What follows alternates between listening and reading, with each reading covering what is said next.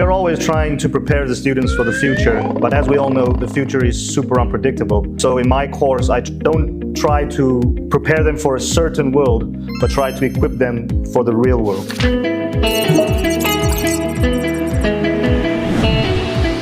This semester, we are starting with world history. We start with early humans, we move on to river valley civilizations and early empires. I use stories, pictures, videos to make it more interesting for the students. I also like them to act out real world history scenarios where they get to talk to each other about ancient times or even living in that world. And this seems to get students excited about learning about world history, and it also makes the class more entertaining. As a teacher, I like to see the students, laugh and have a good time.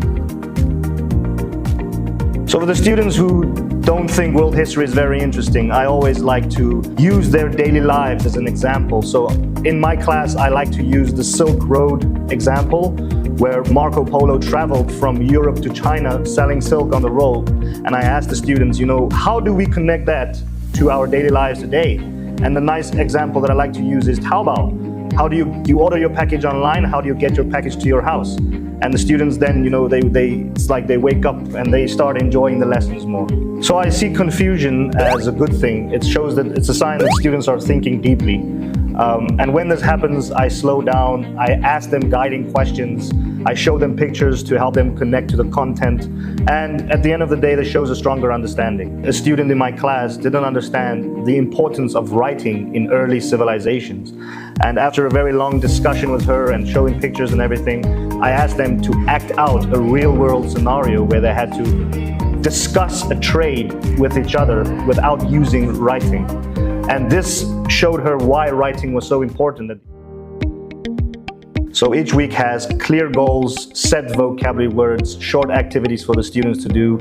We also have review weeks where we use the time to go over old material, make sure the students understand, we write our tests.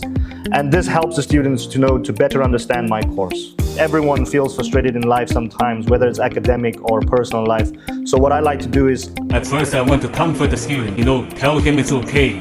Not everyone, studies at the same pace as everyone else.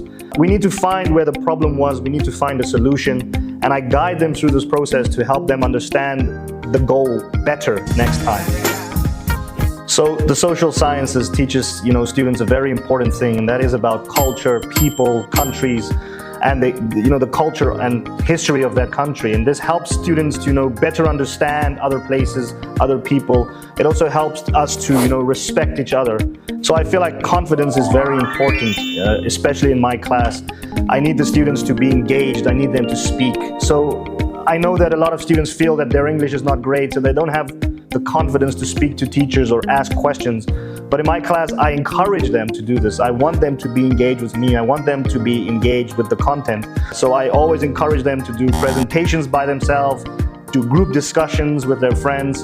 And at the end of the day, when they get better and better, this shows me that the student has, it has been growing in my class. So the most important piece of advice I can give students is to stay curious. Always ask why.